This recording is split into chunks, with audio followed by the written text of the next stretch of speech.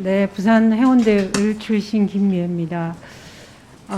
후보자님, 네. 보건복지부 장관 후보자 지명을 축하드립니다. 네. 그리고 방금 존경하는 김민석 의원님 말씀하시고 지적하신 것이 저는 하나도 틀린 게 없다라고 생각됩니다. 그 부분을 깊이 유념해야 될 것으로 저도 여깁니다. 왜냐하면 보건복지부 장관 공석이 4개월을 넘었잖아요. 네. 그리고 우리 국민들이 지금 상당히 어려운 시기를 보내고 있습니다. 특히 최근에 복지 사각지대에 있는 국민들, 수원 세모녀도 있고 보육원 출신들의 청년 2명의 안타까운 죽음, 이런 것들이 있고, 지금도 서민들의 삶은 너무나 팍팍합니다. 그렇죠?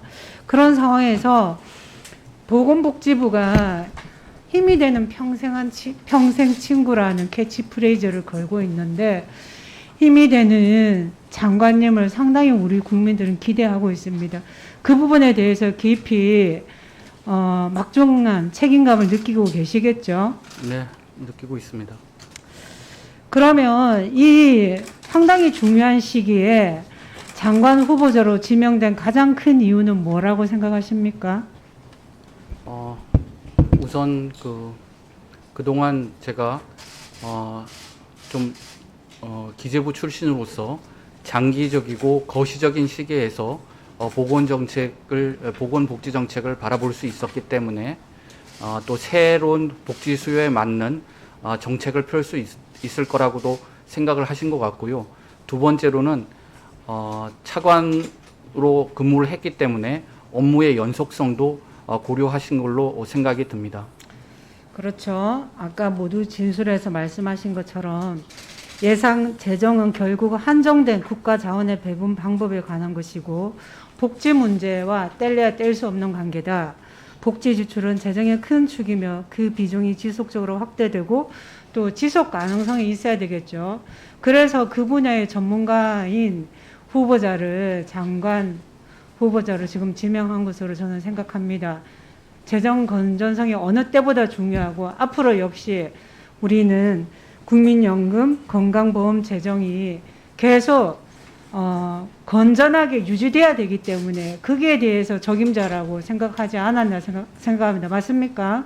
네, 그렇게 생각합니다. 그런데 이제 후보자로 지명되고 나서 야당 의원님들이 비판하는 게 몇 가지가 있었어요. 신상 관련해서는 제가 봐도 크게 이게 결격 사유가 되겠다 하는 건 없습니다. 다만 후보자나 저나 여기 계신 모든 분들, 우리는 사회로부터 혜택을 받은 사람들입니다. 그렇죠? 네. 그렇다면은 우리가 이거 받은 것을 좀 나누는 것도 필요하다. 장관 후보자로 지명되기 전까지의 삶, 그게 다소 부족했다면 저는 앞으로라도 좀 그렇게 하셔야 되지 않나, 그런 생각을 합니다. 어떻습니까? 네, 그동안 현안에 바쁘다 보니까 제가 기부 활동 등 사회 봉사 활동에 좀 등한시했던 것은 사실입니다. 많이 부족했습니다.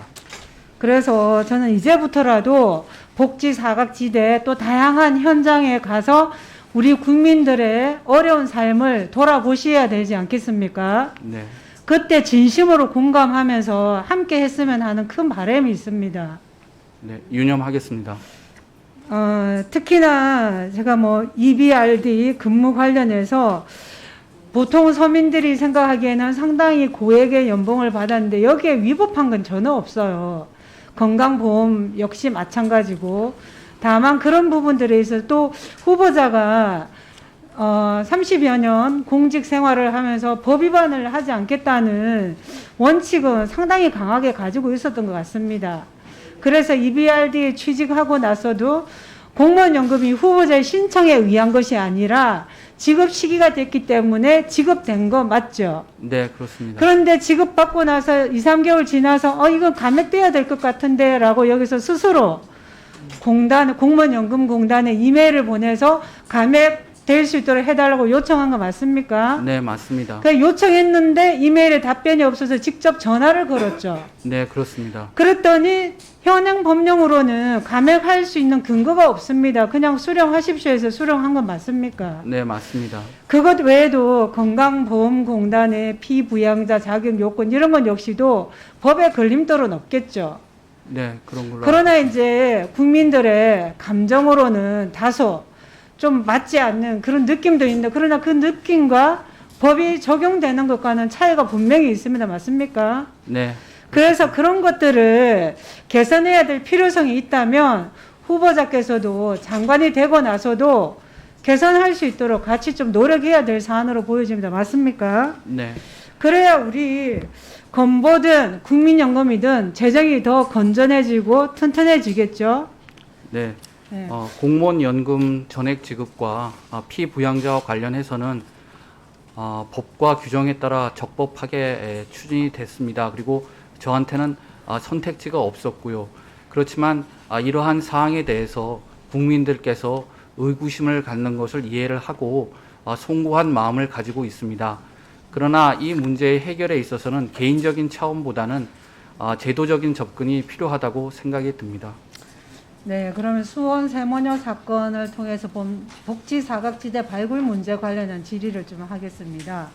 수원 세모녀 사건에 대해서는 익히 잘 알고 계시죠? 네, 가장 큰 문제가 18년간 주소지와 주민등록지, 실거주지와 주민등록지가 달랐는데 발굴을 못했다는 겁니다. 가장 큰 이유가 뭐라고 여깁니까? 그러니까 의원님께서 잘 알다시피 위기 가구 발굴엔 세 가지 단계가 있습니다. 위기 정보의 수집된 정보를 바탕으로 위기 가구의 발굴, 선정, 그리고 선정된 가구의 직접적인 방문 확인인데, 아니, 제가 볼 때는 그게 세 번째 아니라 단계가 잘 국민의 입장에서 본다면 이분들은 채무가 상당했기 때문에 네, 맞습니다. 이 채권 추심에 시달릴까봐 주민등록지와 실거주지가 달랐는데 이것을 그러면 어떻게 또 찾을 수 있을까를 우리는 실질적인 접근을 해야 됩니다. 네. 그렇죠? 네, 그렇습니다.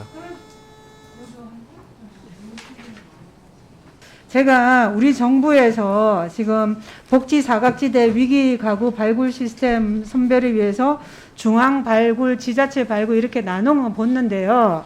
그러나 이것도 해야 되겠지만 저는 근본적으로 채권 추심에 시달릴 거 우려하는 사람에게는 방법을 안내해 줘야 됩니다. 신용 회복이 있다든지 파산이나 개인회생이 있다든지 해야 되고 또 이분들은 아파서 병원에 다녔잖아요. 그러면 건강보험 사용 내역을 보면은 파악이 될 건데 이런 부분들이 분절되어 있는데 이것을 유기적으로 서로 이 정보를 공유할 수 있는 이 시스템이 저는 무엇보다 중요한 것 같습니다. 여기에 대해서 적극적으로 의지를 가지고 좀 살펴봐 주시기 바랍니다. 네, 대책을 만들 때 위원님께서 해주신 제안을 적극 검토하겠습니다. 네, 수고하셨습니다.